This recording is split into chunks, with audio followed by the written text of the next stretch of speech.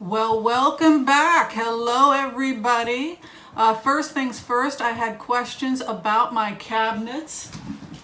Can I close the cabinets? Not entirely. I apologize. We had them repainted, and since the repainting, I have not been able to close them all the way, so hopefully that won't disturb people too much.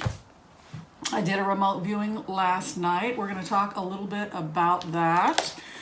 And of course, as I always do, because this channel worries about the ethics, we want to tell people that life is only worth living with a little bit of whimsy. Children have active imaginations, and when I was a child, I was someone that truly lived up to my name. I was born a whimsy. I will always be a whimsy. And so, children believe in magical things. They live in a beautiful, magical world with fairies and all kinds of wonderful, beautiful things. And we need to go back to that. I agree with that. That beautiful part of us that is magical and whimsical at the same time. And we should be enchanted by it, and we should laugh about it. But we should also take it with a grain of salt and realize that sometimes it is just whimsy's imagination, right? And sometimes maybe it's something else. All right, so today we're going to have a little conversation about the remote viewing I did last night. And I'm trying to decide how to do it. I'm going to tell you what I saw, because after I saw it, then Putin came in, and so I documented what Putin said. And anybody who's an expert on Russian history, the history of the relationship with the United States and Russia, please correct me if I translated it incorrectly, because I'm just picking up on Putin's vibe and not word for word. So if I get it wrong, I apologize. Also, Mueller is ready to say some stuff, so I documented what Mueller wanted, and I'm fully cognizant of the fact that this could be entirely inside my imagination. So for that reason, please take it with a grain of salt. So the vision I had was people had said, well, Nancy Pelosi went to a congressional delegation to NATO. It happens all the time. They always go down and do that. Yes, they do always go down and do that, but they don't do that during a government shutdown. So what made it unusual, last night during the meditation, I wanted more clarification about that. What made it unusual that Nancy Pelosi was going down to NATO in Belgium and Afghanistan was the fact that she was doing it during a government shutdown. So there was that. Then as I continued to meditate on that, I had a vision of Putin. I got into his energy, and I felt this tremendous amount of anger. The best way to describe Putin is that he is a dog with a bone. He cannot let it go. He cannot let it go. Give me my trade routes. Give me my trade routes. I want my trade routes. It's always the same thing every time I'm in Putin's energy. He wants his damn trade routes. So why does he want to dissolve NATO? He wants his trade routes. Give me my damn trade routes. So I had a vision of Trump being pulled out of the White House, and as he's being pulled out of the White House, the anger of Putin coming in. And so what Nancy Pelosi and the other folks in the intelligence agency are doing is that they are very aware that what Putin wants is he wants his trade routes. He wants NATO dissolved, and he wants to get Americans out of Afghanistan because there's a trade route going from Iran to Afghanistan. So the fight right now is between Putin and Trump. They're trying to open up trade for Russia by dissolving NATO and getting us out of Syria and Afghanistan. And what Pelosi is saying, representing America and America's policy abroad, which is, you're not going to win. You're not going to get your trade routes. We're going to continue to uphold NATO. We're going to continue to not allow you to go into Afghanistan and open up trade. You want expanded trade, Syria, Iran, Afghanistan, and you want to open that route. Now, that is the push and pull. I'm going to go back to that a little bit, but I want to talk a little bit about what Putin said And again, I would request anybody who knows anything about this to just check me and see if I got this right. So here is what the Russians are saying. They're saying, Putin is saying that he wants to get his trade out. They're also talking about the fact that when the Soviet Union collapsed, we trusted you. You, the Americans, said that you were going to open up trade. This is what I keep hearing. You were going to open up trade to the former Soviet, to Russia. We collapsed the Soviet Union, and in good faith, we were going to enter into a relationship with the United States to open up trade, and you have reneged on your promises. You collapsed the Soviet Union, and after the Soviet Union was collapsed, what you don't know, and what the American people don't know, is how devastating that was for many of the people in that country, the depressed people, the underserved people. And they were saying that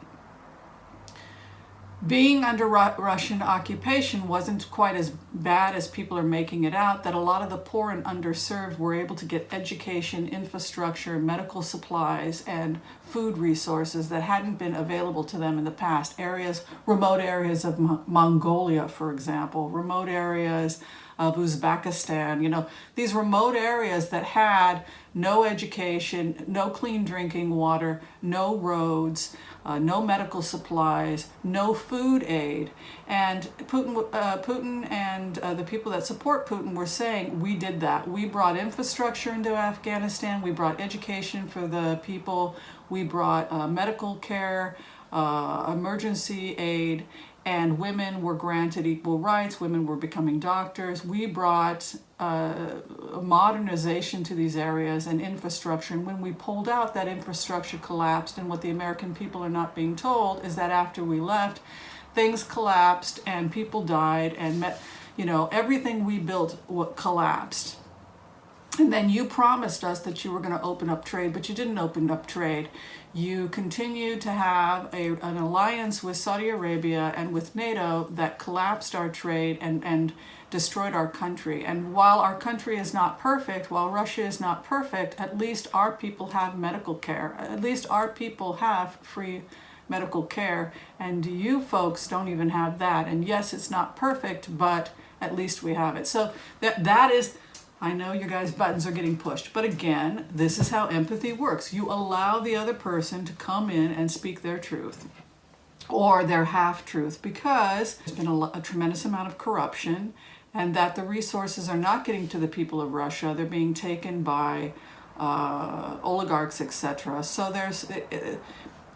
somebody had said, no, they're not religious, they're psychopaths. Perhaps, because one of the things that psychopaths do is that they twist the facts in order to make themselves look good. So I acknowledge that while I'm still delivering the information. So, and then one person or energy that came in was the Russian spy or the person that is assisting Flynn. The person that is assisting the Russians. The message is also that, yes, we took the money, but we took the money and we were bribed. And yes, that happened, but we also want you to know that we were also idealists. That Flynn and the others really believed that this was going to be good for America. That having open trade with Russia, we could have brokered a deal where you could have ended your hostilities with Iran. We could have done that for you. We could have created peace in the Middle East if you had opened up trade with Russia. We would have negotiated a peace deal between Israel, the United States, and Iran, but you didn't allow us to do that. And so think about the other option. And so Flynn wanted what was best for America, and Flynn thought that this would be good for America and that our long hostilities with Iran would come to an end because Russia would be there making sure that a peace, they would have brokered a deal with America, Israel, Iran, etc., and that we should have taken the deal. So that is how I'm hearing it. people's buttons get pushed. I get it. Now, people had asked me about Mueller and what Mueller wants, and if I could talk a little bit about the possible arrangement that's being made between President Trump, early resignation, and what Mueller wants. And so, what Mueller wants is if Mueller were to have the whole piece of the whole cake with the cherry on top. What Mueller wants is he wants a full signed and sealed confession. That is the ultimate goal of Robert Mueller. He wants President Trump to give him a full and signed confession. That is what he's going after. That is at the heart and soul of what Mueller wants. I want a full and signed confession to everything you did, everyone you spoke to, and you will not be prosecuted. Now, this confession, this full confession, will be sealed, but it'll always be there. So it's not like you leave and then you get to walk. No, before you leave, you're going to give us a full signed confession as a Russian operative of everything you did and everyone you spoke to and every deal you made. That is the ultimate goal of Robert Mueller and the intelligence agencies, a full confession. Now, in terms of what Putin wants, Putin is threatening Trump. He's threatening the United States, and there is an understanding that this is coming to an end. And as a consequence of it coming to an end, there's a threat. If you talk to Mueller, if you tell Mueller everything you know, there's going to be consequences. And so that is also part of this. And somebody had said, well, the government shutdown is strategic. Yes, there's a strategic component to it. So that's the war. That is the war that's going on between the United States and Russia. That is the push-pull, and that is why during the shutdown, Pelosi was going to do an investigative congressional delegation down to NATO. And that is the energy that I see exchanged between Putin, the anger, Trump being pulled out of the White House, and ultimately what Mueller wants from him, which is a full and complete signed confession, sealed, in exchange for resignation and to some extent some immunity. So he'll probably be charged with a lesser crime. The whole thing will be, they'll get a full confessional, they'll give him some protection. It'll all be buried deep, deep, deep down in the intelligence agencies, and some aspects that are redacted we will probably find out about the deal years later. That is how I saw it last night. All right, if you have any questions or anything else you need me to take a look at, thanks for watching, everybody. I hope you had fun being entertained by my magical whimsy. Please don't take it too seriously. All right, thanks for watching, everyone. We'll see you next time. Bye.